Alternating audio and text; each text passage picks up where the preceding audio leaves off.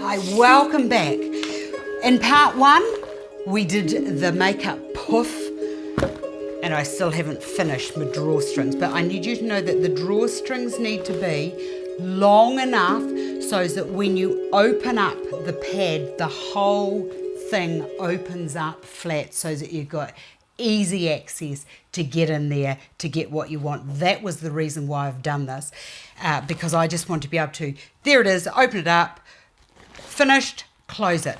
Now, as I said, there's a little hole that's left there. Let me show you how we're going to cover that by making a makeup brush roll, which is pretty much just a square piece, an oblong piece of fabric. And what I've done is I have glasses because I can't see because I'm old.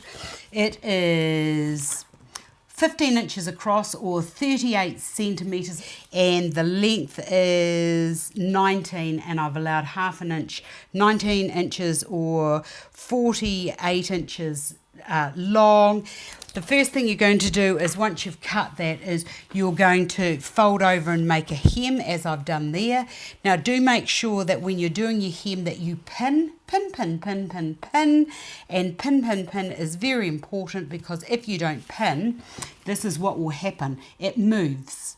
So see how I've got a ½ centimetre there and I've got more than a ½ centimetre there. That is why you need to do that. The next thing is, once you've got to there, here's mine here that I've got all my brushes in. It's just a matter of getting all of your brushes, and you need to have enough so that it turns over, and it's, when I do it and I go that way, I can tell that I haven't got enough, because this has actually been designed for this way. Right, from there, get all your brushes, and I want to be able to see my brushes, and I want enough so that that folds over so that it protects everything. So what you do is you just go along and you just make sure that you've got enough. And when I look at the first one that I did, I turned mine over 5 inches. So what have we got here? Yep, that's 5 inches. So it's just a matter of pinning there and measuring to make sure that it is 5 inches at this end. It's 5 inches at the other end. It's got to be 5 inches at this end, otherwise it's going to be all skew-iffy. And because this fabric is sort of like a little bit movie, what you're going to find is it is actually going to start puckering up like we did when we did the casing. So you're going to have to just accommodate for that excess that's moving. Right, from there it's just a matter of stitching down there and there, which I'll do right now. Just do a wee stitching, but I think that you've all got the gist of how to, is that the word I'm looking for, to do your stitching. So down, back, sewed across to the other edge. And this, about now, after doing the amount of stitching that you've done, you should be able to do it without pinning. But if you think you can't, like, it's wiser, a wise person always gets into the detail. Or what do they say? The devil's in the detail. So if you get your detailing right, you'll know that you're fine. So I'm just doing the same seam allowance on this side as I am on this side. Just stitch across, backtrack, and then go all the way across to the end there, like so. Cut that off there, cut that off. Okay, now this is the good part. So looking at your brushes, it's just a matter of, okay, so that's my big makeup brush. I'll put that in there, and then I'm going to, where did my ruler go? Here's my ruler.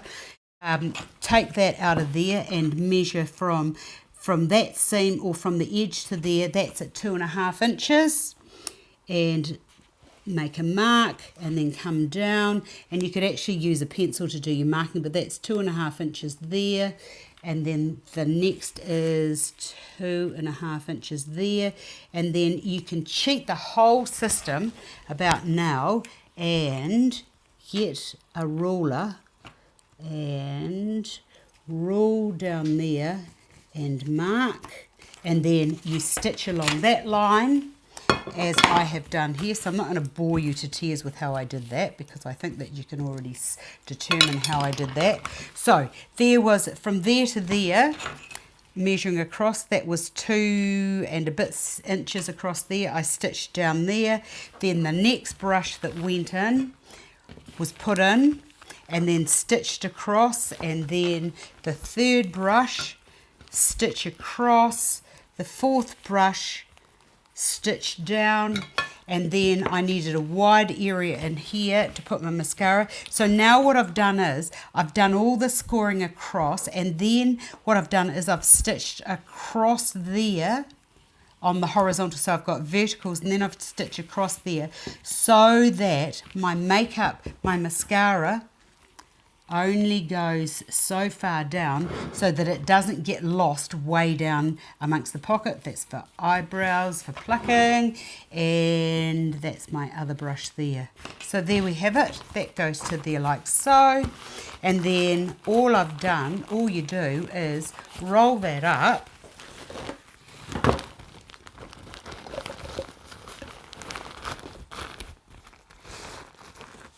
Look at that. Fits in there quite beautifully. Let me not just be doing that too tight or I'll break it. And then that, oops, what's happening here? I'll stitch that down. So there we have it.